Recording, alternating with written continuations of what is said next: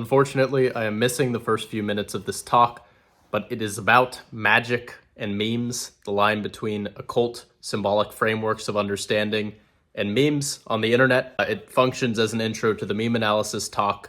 I think the only thing you really miss is that I talk about the tarot and the I Ching being two of the oldest texts in all of humanity and how they are pictographic, effectively like hieroglyphs that communicate more through image than purely through letter and language. That's pretty much all you need, but apologies for the poor audio. Still some good, thoughtful material. Check it out. Probably over the next year, but Chris has inspired me a lot with his talk of these like primordial pictographic languages that everything sort of descends from. And I love it because it makes me think of memes. Like the earliest language is rather obviously hieroglyphic memes. And I believe we live in a particularly spectacular time because the work is no longer on us to, prove, wow, like images, these little concentrated images can communicate so much and it's the most effective form of language. We don't need to all sit in a scholarly room and do all the correspondence and research because we live in a time of the internet where it's just outpouring so immensely. And if you're here because of meme analysis, you're probably a bit down that road of understanding what are the patterns in between these images, why do some memes just seem to communicate so much so rapidly? And I feel like the easiest answer is it's all just magic. It's all the same type of language, just finding a new way to express itself. And the second part of this is if we can accept that as a given, that we should be taking memes seriously, that this is a reemergence of these ancient languages that are based off of archetypes. Why not play with that medium?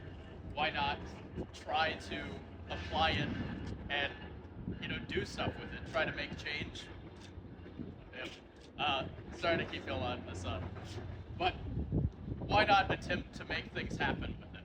Which I think is a lot of the wider project here is, we're going to do quite a few more events like this. I think memetics as a central theme, trying to find ways to apply these old, very tried and true methods that are showcased in the tarot through memes.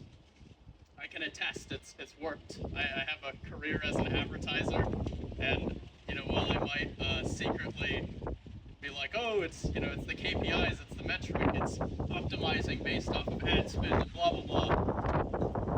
99% of the time, I'm like, what is the archetype here we're trying to get at?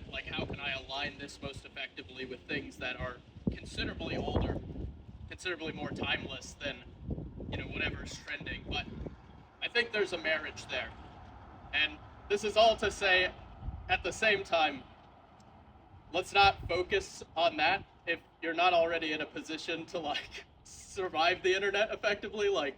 I think while I would encourage everybody here who's a creative to try to play in this medium, if you aren't already kind of situated as a human being, already practicing a type of magic or some kind of physical, mental, and spiritual well-being, the internet is generally a terrible, terrible accelerator of all the worst aspects of people.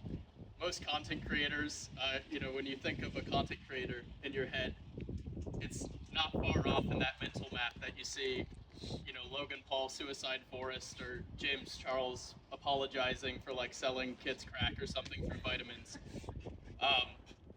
I think if you're not already, able to just be and have some stability in life, I would say do the internet next once you figured that out.